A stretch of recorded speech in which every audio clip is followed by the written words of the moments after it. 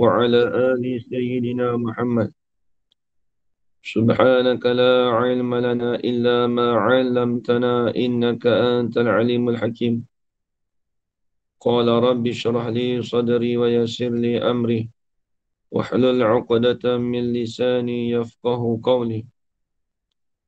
ولا حول ولا قوة إلا بالله العلي العظيم.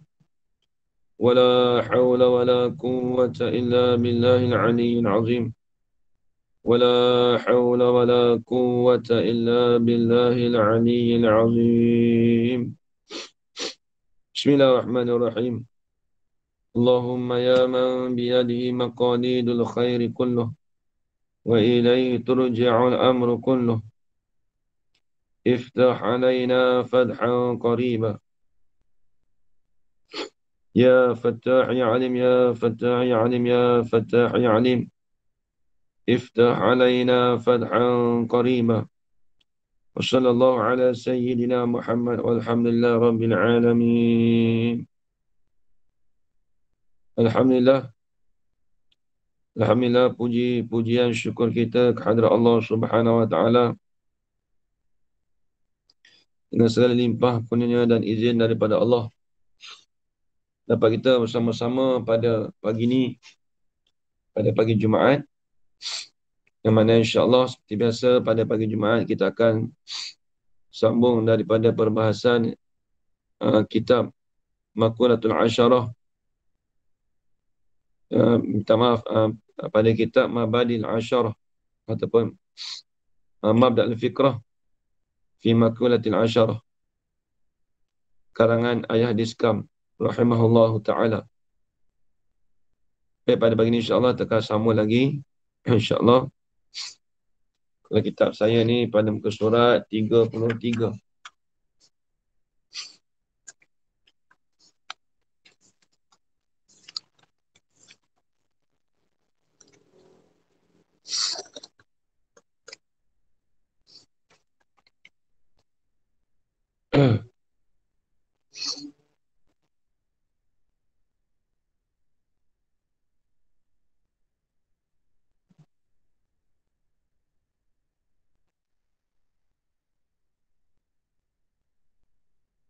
Tiga bertiga betul tak? Ke 32?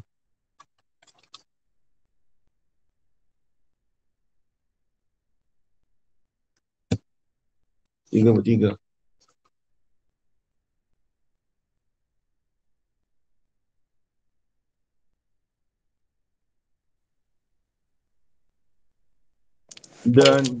Ha?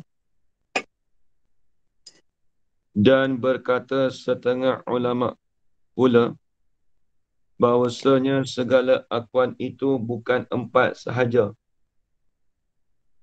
kerana harus Tuhan menjadi satu jauhar firid, tidak lain dah, hanya ia satu sahaja. Ni tengok. Jadi kita dah bahas pada masalah, kita ni bahas masalah apa ni? Maqulatul Ainah. Baik, kita dah bahas pada masalah Maqulatul Ainah. Jadi Maqulah Asyarah tu semua dia ada 10. Satu jauhar, 9 arat. Jadi dulu kita dah bahas jauhar, kam. Kemudian kita bahas pula Ainah. Maqulatul kam kita dah bahas Maqulatul Ainah pula. Ainah ni apa dia? Husulul jismi fil makan. Hasil jisim itu pada tempat. Jadi kelakuan kelakuan satu benda tu pada tempat. Bukan kena pada benda, tempat tu. Bukan Ainah tu kena pada benda. Bukan Ainah tu kena pada tempat. Tapi kelakuan jisim pada satu tempat. Itu dikatakan Ainah.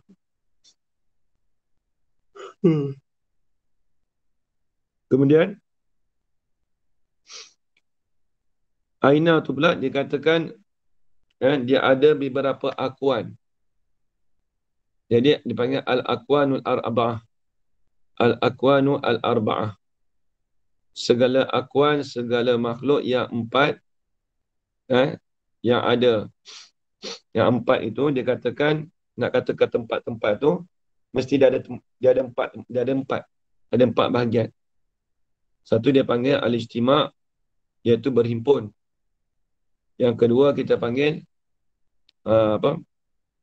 Kita panggil al-iftiraq, bercerai. Yang ketiga kita panggil gerak, iaitu al-harakat. Al-harakatu. Yang keempat dia panggil diam. Diam tu panggil sukun. Dia panggil sukun. Diam lawan bergerak dia panggil sukun. Kalau diam yang tak bercakap tu dia panggil sukut. Tu beza. Tu. Qala al-musannif rahimahullah.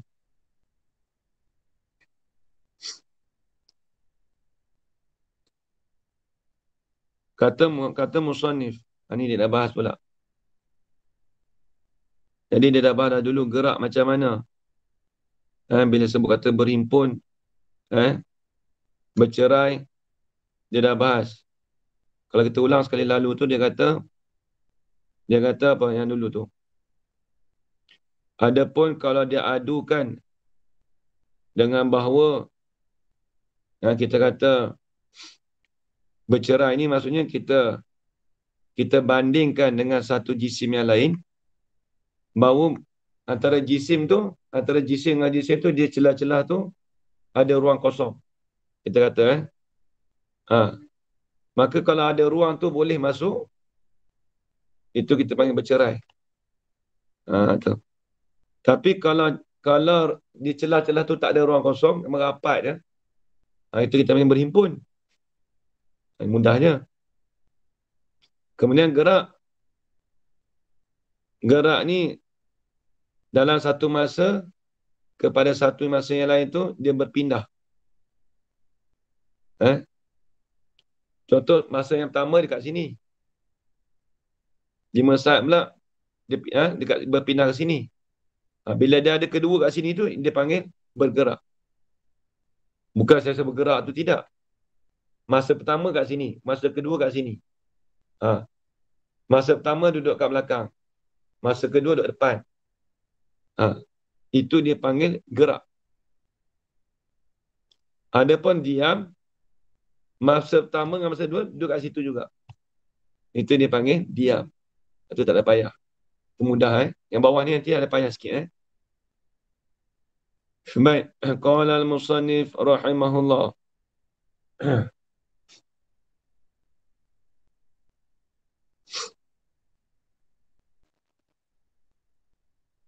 Berkata setengah ulama pula. Ni kata setengah ulama pula. Berkata setengah ulama pula bahawasanya segala akuan itu bukan empat sahaja. Ini bukan tersimpan pada empat tu je. Tengok. Bukan tersimpan, bukan terhad pada empat tu sahaja. Sebab apa? Kerana harus Tuhan menjadi satu jauhar firid.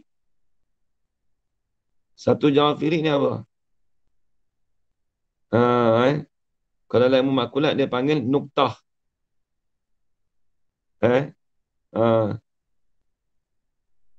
Tidak lain dah. Tengok. Hanya ia satu saja. Maka adalah ia pada waktu awal timbul sekali. Tidak dinamakan gerak atau diam. Ni tengok. Jadi macam mana kita kata jawab firid? Kita kira kata pada permulaan awal-awal Allah Ta'ala jadikan dia tu. Lepas tu dia kata dia tengok.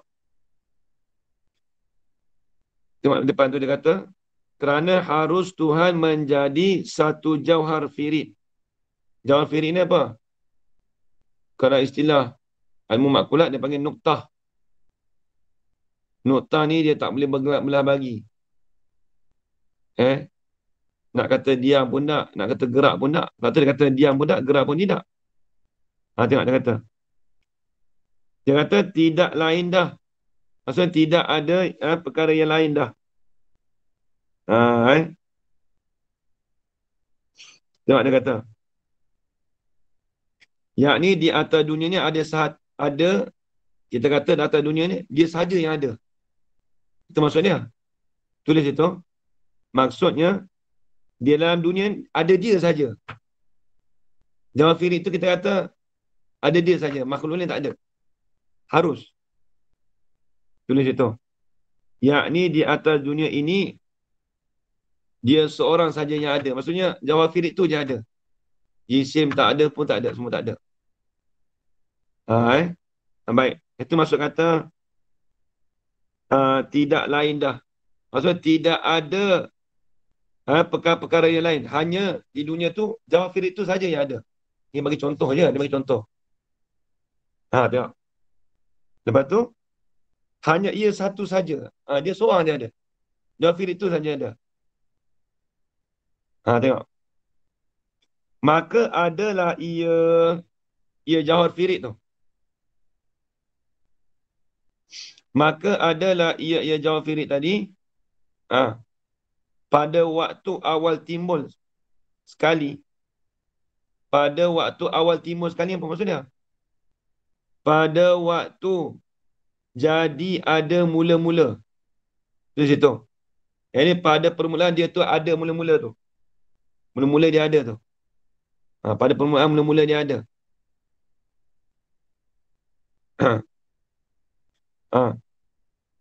Maka adalah ia jawab firik. Pada waktu awal timbul sekali. Ini pada awal, ataupun dia kata pada waktu mula-mula dijadikan tu. Tulis situ. Nanti dia kata timbul sekali apa ni? Mana? Pada mula-mula. Pada mula-mula dia dijadikan tu. Mula-mula dijadikan tu. Tidak dinama gerak ataupun diam. Nak panggil gerak pun tak boleh. Nak panggil diam pun tak boleh. Sebab dia mula-mula. Dalam dunia dia seorang. Dia ada satu pop itu. Ini ikut perkataan setengah ulama. Nak kata dia tu tak gerak pun tak, diam pun tak. Sebab apa? Tengok. Kerana tidak ada dua kali hasil lagi. Sebab dia tak ada dua kali hasil. Contoh kita kata gerak. Bergerak dia kena ada dua masa. Kali pertama sini. Masa pertama sini. Masa pertama kita tengoklah. Satu saat. Tiba-tiba kali kedua gerak sini pula. Itu main gerak. Kalau diam pun. Masa pertama, masa dua duduk tempat sama. Masalahnya di sini pula. Jawab firik ni. Dia pada permulaan dia seorang yang jadi Allah Ta'ala jadikan. Harus bagi Allah Ta'ala. Dia mula-mula sekali timbul. Nak kata dia gerak pun tak, diam pun tak. Satu masalah. Dan juga tidak dinamakan berhimpun atau bercerai. Dan pula tak boleh kita panggil dia tu berhimpun atau bercerai. Sebab apa?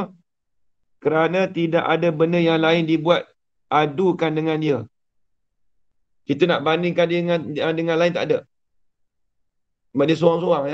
Allah Ta'ala jadikan. Masa pun tak ada lagi masa tu. Allah Ta'ala tak jadikan masa lagi. Jadi dia nak kata dia tu bergerak pun tak. Diam pun tak. Kalau kita kata ustaz dia duduk lama tu, tu kan diam tu. Masa tu masa pun tak ada lagi. Allah Ta'ala mula-mula jadikan dia nuktah. Jawab firik. Bukan jisim, jawab firik.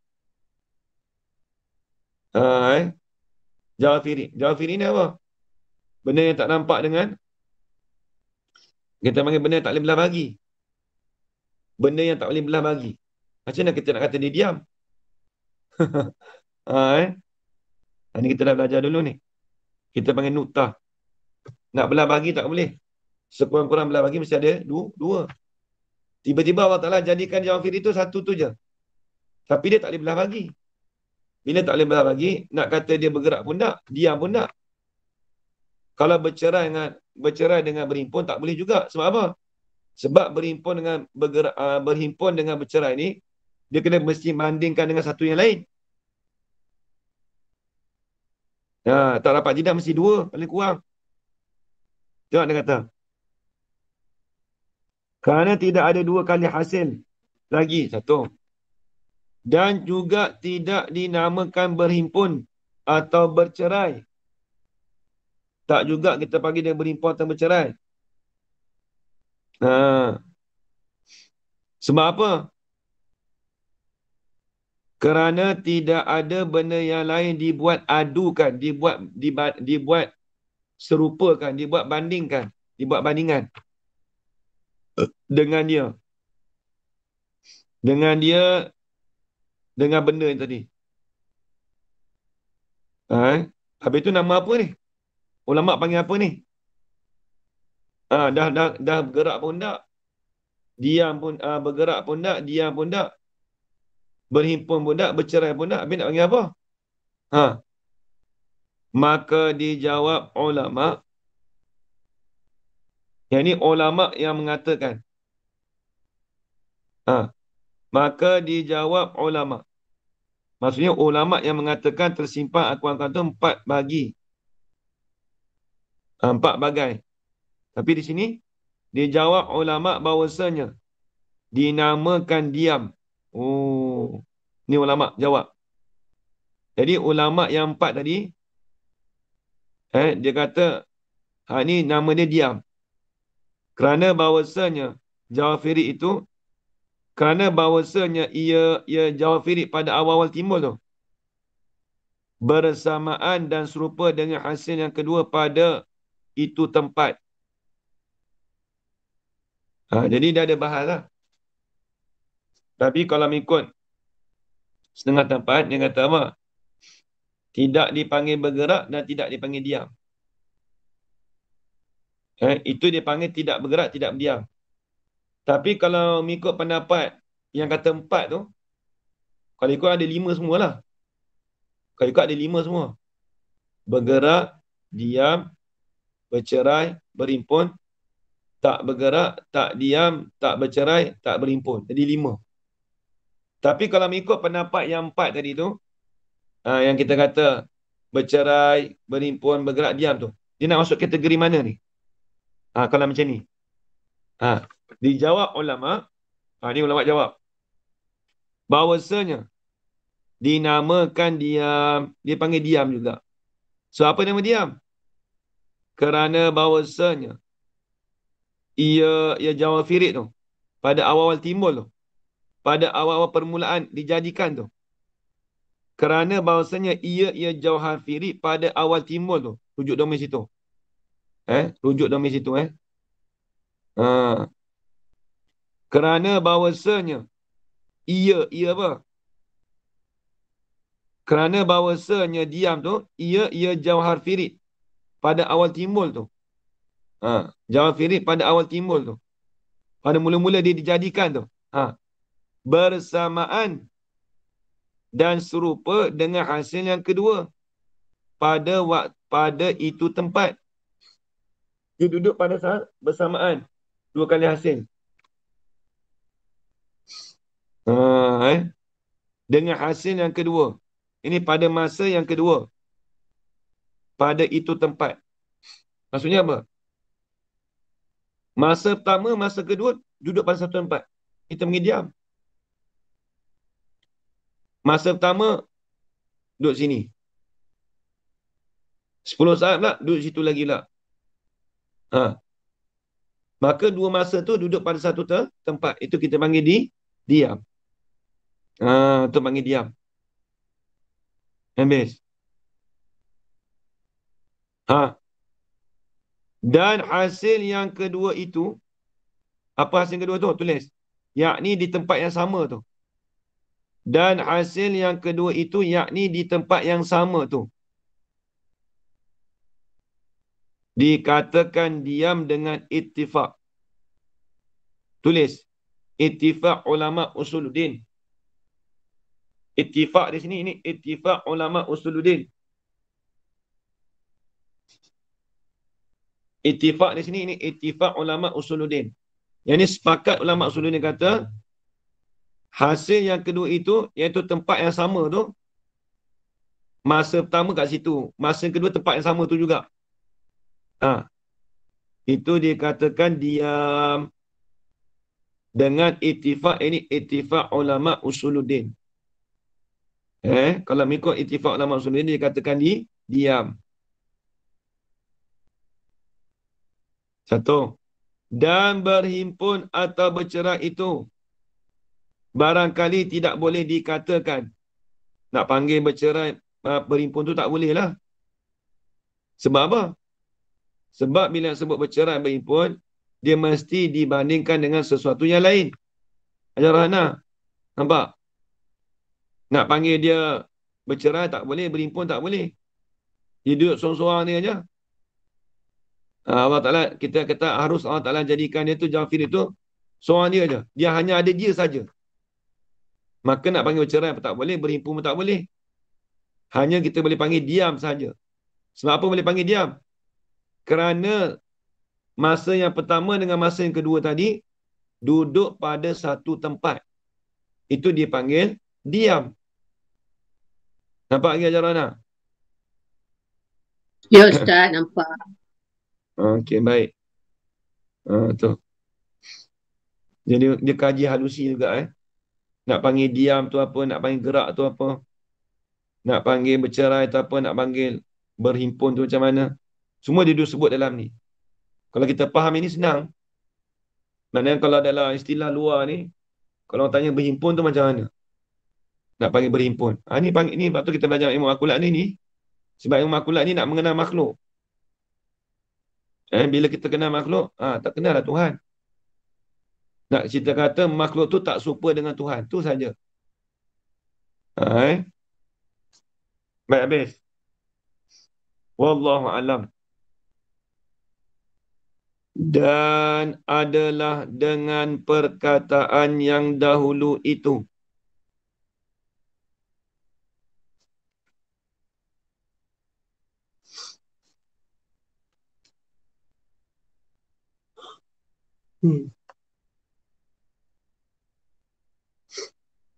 Dan adalah dengan perkataan yang dahulu itu. Harus sunyi jauhar daripada gerak dan diam. Jadi, kalau tengok perkataan yang dahulu tu apa? Masalah tadi. Dahulu tu bukan dahulu sangat. Saat ni ya. Dan adalah dengan perkataan yang dahulu itu. Harus sunyi jauhar daripada gerak dan diam. Sebab apa? Iaitu sunyi jauhar daripada gerak dan diam tu. Pada mula-mula timbul. Kan tadi dia kata, harus Tuhan tu menjadikan Jawafirid. Nampak tadi? Tidak ada lain dah. Dia seorang yang Allah Ta'ala jadikan. Hanya satu jua. Hanya satu saja. Maka bila kita sebut dia satu saja, adalah iaitu pada awal-awal timbul sekali. Mula-mula sekali dia timbul. Yang lain tak timbul lagi. Contoh.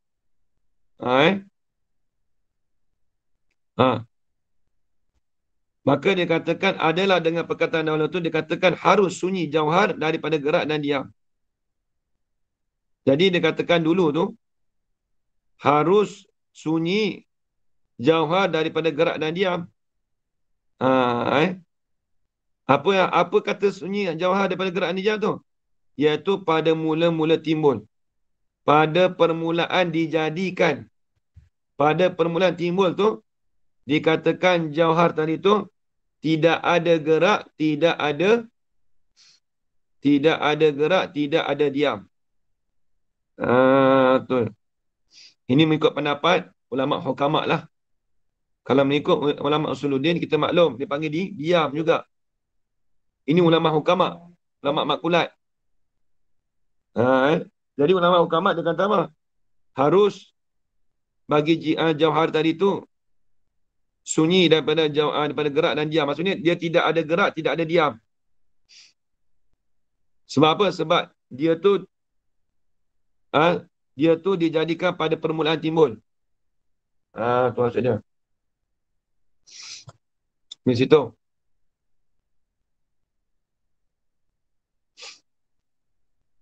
Qala al-musannif rahimahullah.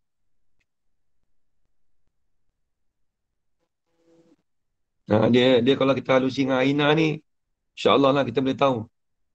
Tak mudah kita nak tanya Tuhan tu bertempat. Sebab kita kena faham betul-betul Aina tu dia punya cabangan banyak. Tengok Aina hakiki, Aina majazi. Dulu kita belajar kan. Kalau hakiki, maksudnya dia bahas ruangan tu, tempat tu masuk betul-betul. Muat betul-betul. Contoh kita kata air di dalam gelas. Tu Aina hakiki. Memang air tu cukup-cukup masuk dalam gelas. Tapi kalau kita kata saya ada di rumah. Maksudnya hasil diri saya tu ada di rumah tu bukan Aina hakiki. Dia panggil Aina majazi. Dia panggil Aina majazi. Majazi bukan kata rumah tu, tubuh kita ni meliputi semua rumah. Tidak. Dia panggil Aina majazi. Lepas tu dia bagi 4 pula. Bercerai, bergerak, diam, bercerai dengan berhimpun. Habis itu. Ni masalah lain pula. Ni payah sikit ni. Ni payah sikit ni. Ini nak cerita pula akan datang ni. Dia nak cerita mana yang dikatakan tempat. Akan datang ni payah sikit. Akan datang ni nak cerita kata nak dikatakan tempat tu di mana? Adakah diri benda tu dikatakan tempat? Ini dia nak bahas masalah ni. Ni payah sikit Habis. Dan telah berkhilaf-khilaf pada hakikat makan. Yakni tempat atas 3 kaul. Ada 3 pendapat. Ada perselisihan ulama'. Ulama' di sini ada 3. 1, 2 hukama'. 1 lagi ulama' usuluddin. 2 pada ulama' falasifah. 1 lagi ulama' usuluddin. Semua 3 pendapat keluar. Macam mana dia katakan hakikat bagi tempat tu? Adakah kena berdiri benda? Contoh kata saya ada di rumah. Mana dia katakan tempat tu? Air ada di cawan. Mana duduk air tu kat tempat tu? Ni dia nak bahas. Ada 3 pendapat. Ni payah sikit Saya beritahu ni payah sikit. Dan telah berkhilaf-khilaf pada hakikat makan. Ini hakikat tempat. Ada perselisihan. Atas 3 kaul, atas 3 pendapat. Mana dia? Ini pertama. Kata setengah ulama, ini ulama hukama, ulama falasifah. Kata setengah ulama, ialah, apa ni lah, makan tu lah, tempat tu. Kata setengah ulama, tempat itu ialah, kata tambah sikit lah. Tempat itu ialah sathun, sutuh. Yakni pepeh atau tapan yang sebelah dalam bagi yang meliputi yang bersentuh ia dengan sutuh yang sebelah luar. Ni payah ni. Dia tak ada payah istilah tu. Tapi kita dah beritahu dulu dah pepeh tu apa. Dia ulang balik lah. Tapan tu apa. Tengok dia kata. Kata setengah ulama' tempat itu ialah sutuh. Sutuh ni kita dah bahas dulu dah. Apa ajar warna sutuh? Dia tafsirkan yakni pepeh atau tapan. Apa sutuh? Siapa boleh jawab? Siap dulu dah. Masalah kam dulu ni. Makulat ni kalau tak telaah kitab, kalau tak tengok balik, sampai masa mengaji, apa mengaji dia terlupa. Dia kalau kita nak mengaji tu, Kita tengok dulu apa yang terang. Sebab dia akan repeat balik yang benda-benda lepas-lepas tu. Dia tak boleh tinggal gitu je. Apa dia sutuh? Tapi dia tolong tafsir lah tu. Arat, Pepeh Ustaz. atau tapan. Tak lebar, tak lebar kali panjang. Sutuh. Memang arak tu confirm arak dah. Kita bahas tu umum dah. Arak tu. Yang ni mungkin kalau belajar awal tu dia akan bahas. Sutuh tu apa? Panjang ataupun lebar. Dia maksudnya dia ada panjang, ada lebar tu je. Tapi tak kisahlah. Cumanya yakni pepeh atau tapan. Apa pepeh? Kita bahas dulu dah. Apa dia pepeh Jarwana? Bahasa pepeh ni bahasa petani. Siapa boleh jawab pepeh? Kita nak beritahu dulu. Nipis. Nipis. Had mustarak, Ustaz. Had mustarak. Had mustarak. Antara dua belahan. Nak panggil pepeh tu apa? Bahasa pepeh kita nak terjemah. Atau tapan. Ni. Ni contoh lah. Ini lagi pepeh ni. Ni pepeh. Tepi kita panggil. Bahasa pepeh ni memang kita ada tepi tapi dia ada lebar. Ada lebar. Contohlah ni. Dia permukaan, Ni Ustaz. pepeh. Permukaan. Pepeh permukaan tu. Tepi ni. Permukaan. Dah bagi tahu dulu dah. Lepas tu saya sudah obek pepeh tu apa dulu. Tapan apa tapan? Sama jugalah permukaan juga. Cuma kita kata tepi dan permukaan. Tapan ni kita panggil permukaan lah mudah kata. Kalau pepeh ni tepi. Biga. Kalau orang petani, orang Kelantan kat biga.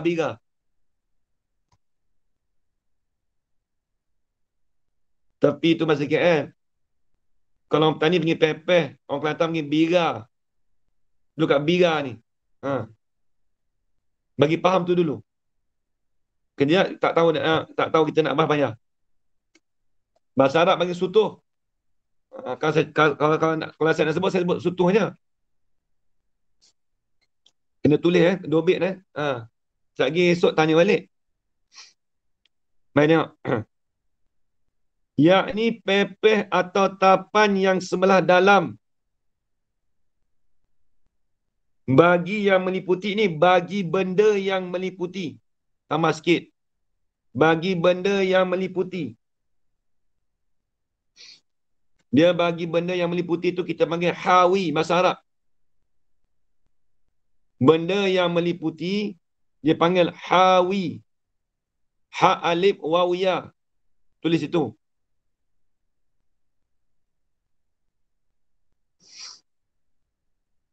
Bagi benda yang meliputi kita panggil hawi.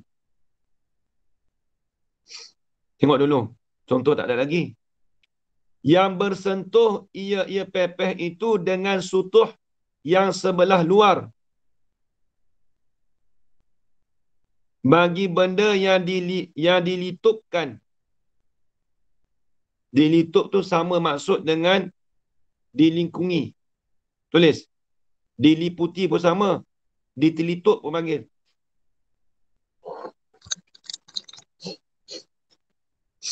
Tulis itu.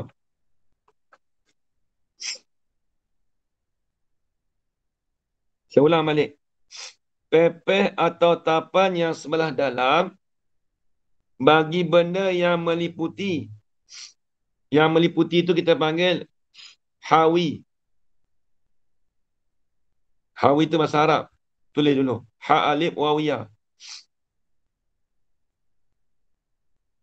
Lagi pula yang bersentuh yang bersentuh ia benda tadi tu, benda yang meliputi tadi tu dengan sutuh yang sebelah luar. Bagi benda yang dilitupkan. Dilitup tu apa? Yang ni yang dilikungi ataupun yang diliputi. Misalnya seperti batu yang tergelam di dalam tanah. Tengok. Kita ambil contoh satu. Ni kopiah je lah. Ha.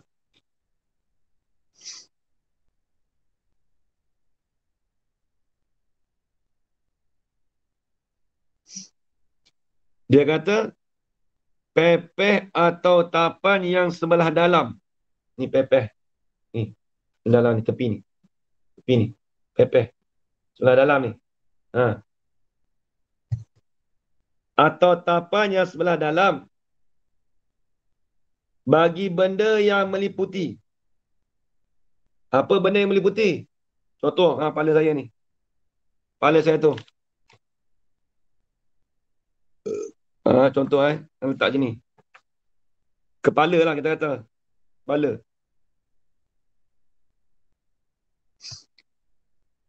Yang bersentuh ia dengan sutuh. Kepala tadi tu bersentuh dengan sutuh. Tapi sutuh yang sebelah luar. Apa sutuh yang sebelah luar? Bagi benda yang dilikunginya. Jadi yang sebelah dalam ni. Ini sebelah luar. Ini sebelah luar. Ini sebelah dalam.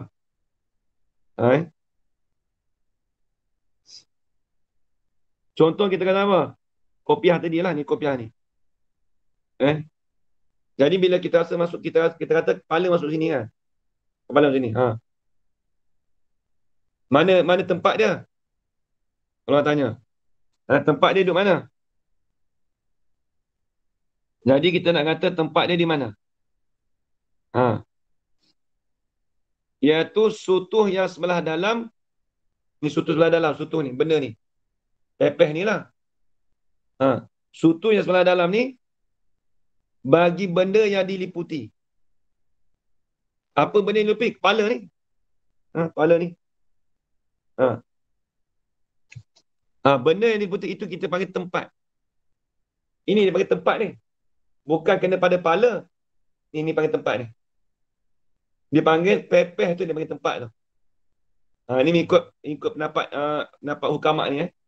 Dia kata ini dipanggil tempat. Bukan diri benda tu tidak. Bukan kopiah tu tidak. Bukan kepala tu tidak. Tapi bira dia, tempat dia ni. Apa tepi dia ni. Tepi ni dia panggil tempat. Tengok contoh dia bagi. Seperti batu yang tenggelam di dalam tanah. Batu tenggelam dalam tanah. Katalah ni batu kan. Masuk dalam ni. Tenggelam. Maka tempatnya tempat batu itu, jaga domain. Maka tempat batu itu, mana tempat? Ialah tanah yang berkeliling. Tanah tu berkeliling dekat batu tu. Dia panggil pepeh sebelah dalam. Pepeh sebelah dalam. Tanah yang berkeliling tu panggil pepeh sebelah dalam.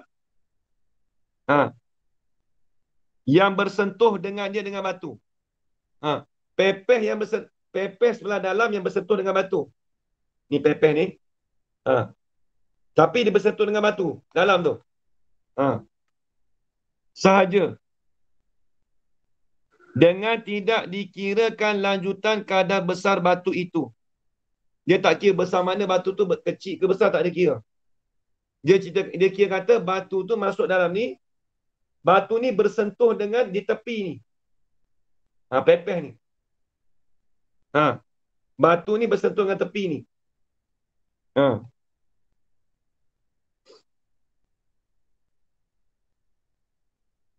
Jadi, tempat batu tadi ialah tanah yang berkeliling.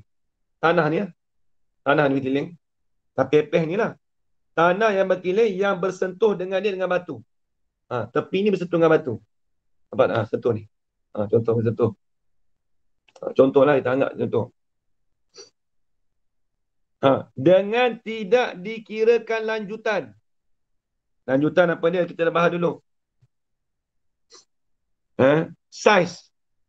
Tak kira dia lanjutan tu. Luas dia besar mana, kecil ke, panjang ke, lebar ke, tak kira.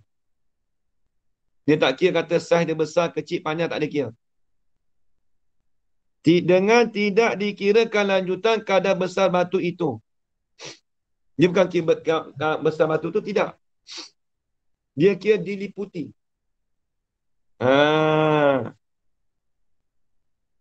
Dia kira diliputi.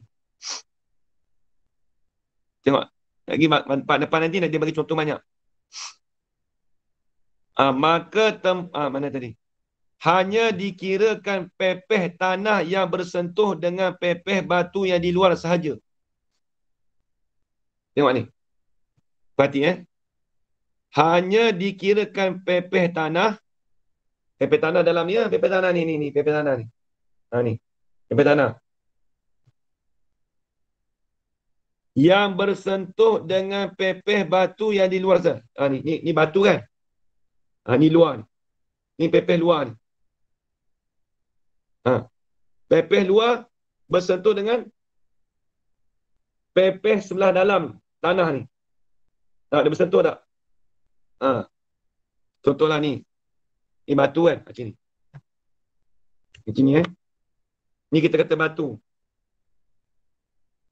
Pepeh dalam. Ni pepeh dalam ni. Ni tanah. Kita kata ni tanah. Ni pepeh sebelah dalam. Batu ngap macam ni. Pepeh dalam tu. Pepeh dalam bersentuh dengan batu. Ni batu. Bersentuh dengan batu, tapi bersentuh dengan batu tadi tu pepeh batu yang di luar. Ni pepeh batu luar. Di luar. Nampak ni? Pak ini. Pepeh di luar batu bersentuh dengan pepeh di dalam tanah. Ni kena perhati ni. Kalau tak perhati tak nampak. Saya pun nak perhati dulu. Lepas tu kata payah sikit ni. Kalau nak cerita tempat tu apa? Kalau ikut pendapat ni. Kalau nak kata tempat ni mudah je. Sutuh ataupun pepeh tepi sebelah dalam tu bagi benda yang diliputi. Benda yang diliputi ni, sutuh di luar ni, sutuh di dalam ni, meliputi bagi satu benda, bagi pepeh yang di luar. Ini dipanggil tempat. Nak panggil tempat tu bukan kena pada benda. Dia kena pada pepeh bagi yang meliputi tadi tu. Pepeh meliputi tu kena bersentuh dengan perkara ataupun bersentuh dengan batu, kita kata. Tapi batu tu pepeh yang di luar. Itu dia panggil tempat. Kalau nak tulis boleh. Kalau nak tulis bahasa mudah lah. Tempat tu apa kalau nisbah ni? Iaitu pepeh yang sebelah dalam bagi benda yang diliputi. Dah, tu je. Sutuh yang sebelah dalam bagi benda yang diliputi. Itu dipanggil tempat. Itu bahasa mudah, bahasa modernnya. Bahasa modernnya, sutuh yang sebelah dalam bagi benda yang diliputi, itu dipanggil tempat. Nampak lagi? Nampak lagi Hajar Faridah? Tak berapa nampak.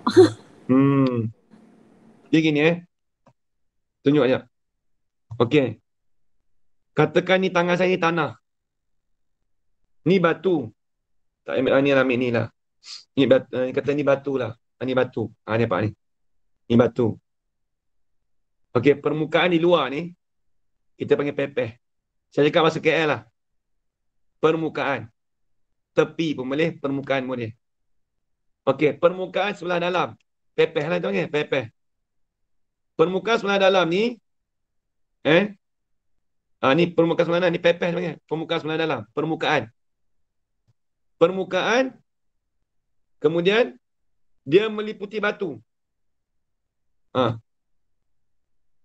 Permukaan sebelah batu tadi tu ni permukaan sebelah batu, nampak tak? Permukaan batu ni permukaan luar. Cakap permukaan luar, pepeh luar lah. Permukaan luar bagi batu. Tengok ni. Permukaan luar bagi batu bersentuh dengan permukaan di dalam bagi tanah. Ni dalam ni. Nampak ni? Ni tanah. Dia sentuh. Mak. Ini dipanggil tempat.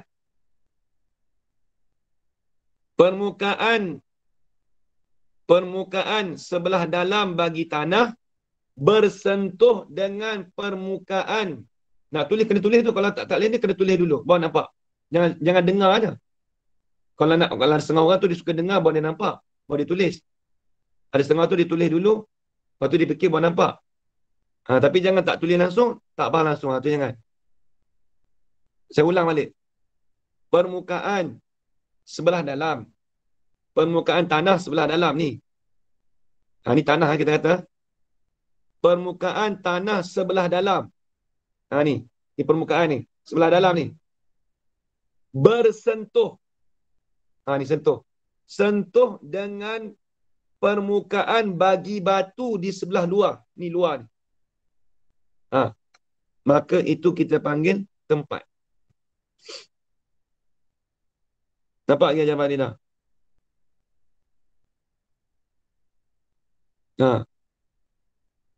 Nampak lagi Haji Khairuddin? Tanah tu lekat dekat batu lah Ustaz. Dia lekat ini. Melekat tu. Dia bersentuh. Maknanya bersentuh melekat lah. Kita bersentuh macam ni lah. Dia tak nanti melekat. Bersentuh lah. Okey. Bila sentuh tu, itu panggil tempat. Cumanya ayat dia macam ni. Permukaan sebelah dalam bagi tanah. Dia kata sebelah dalam tu, kita keliru sebelah dalam tu lah. Bersentuh dengan permukaan bagi batu di sebelah luar. Itu kita Ustaz, nampak keliru tu.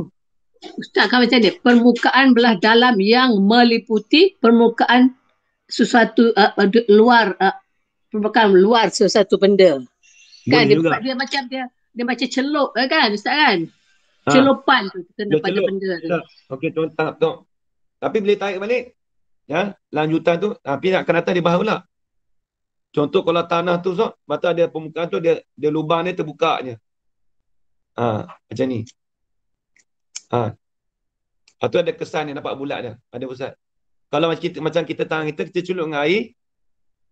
Lepas tu tarik balik, air tu dia, lanjutan dia tutup balik. Baik, tak perhati dulu. Nampak aja pada dah sikit.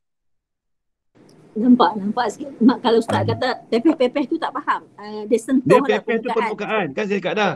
Bahasa kitab kena tanda siap-siap. Pepeh tu apa? Pak tulis. Pepeh tu apa? Bahasa Arab panggil sutuh. Tulis sutuh bahasa Arab. Kena tulis tu. Kena tulis. Jangan. Kita biar. Memang kita ingat sekarang. Bila dah lama, kita tanya apa pepeh? Dah. Pepeh ni bahasa tani. Dia bahasa orang luar pun kena tahu juga. Permukaan. Kalau orang kata panggil biga, duk biga ni tu permukaan dia. Habis. Ni payah juga. Nampak lagi Haji Khairuddin? Jelas Ustaz. Tak apa. Nanti bila dah jelas minggu depan saya nak tanya. Okey, baik. Yang jelas tu. Baik, habis itu. Ni lama sikit lah sebab kita nak bahas tu. Okey, baik. Nampak lagi Haji Zulkifli Yahya?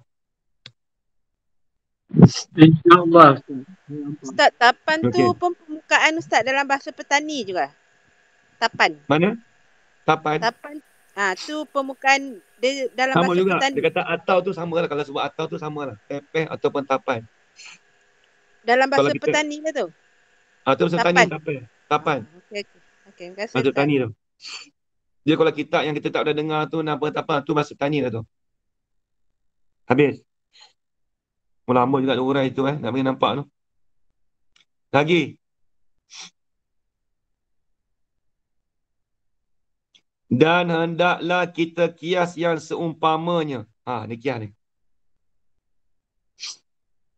Seperti burung yang berterbang di hawa. Di hawa tu di udara, di angin. Hawa tu udara.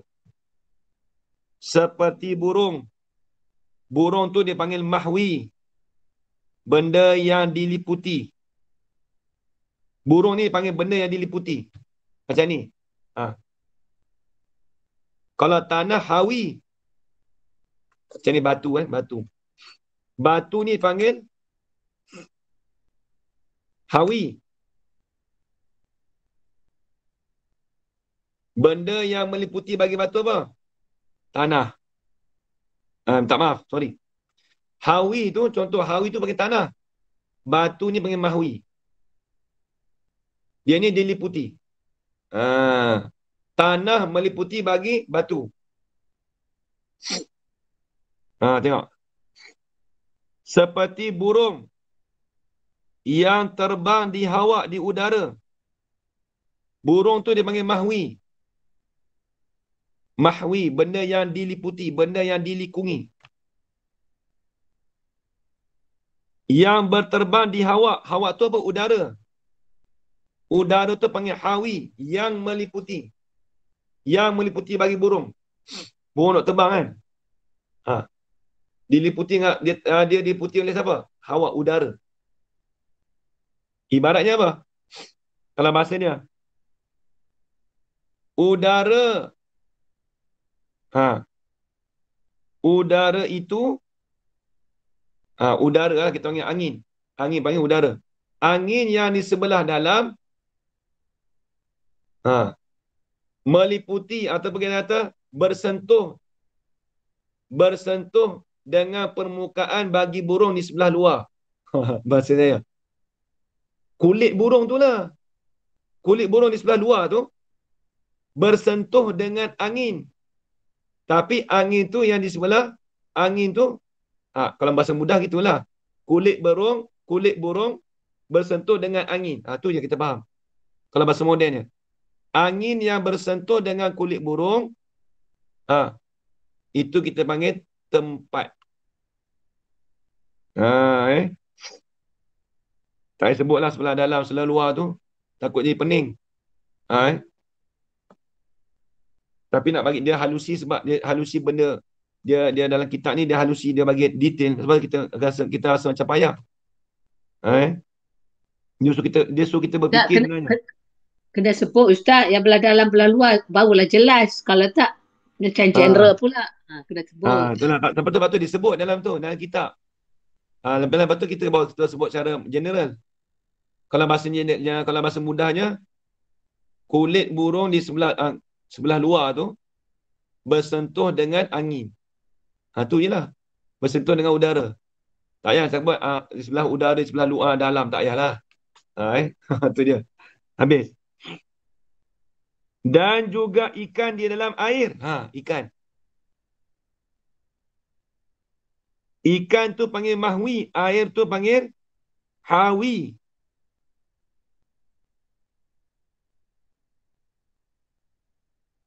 Tengok.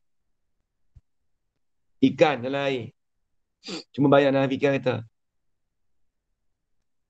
Air. Air yang sebelah. Tengok. Permukaan air yang sebelah dalam. Cakap permukaan pepeh lah.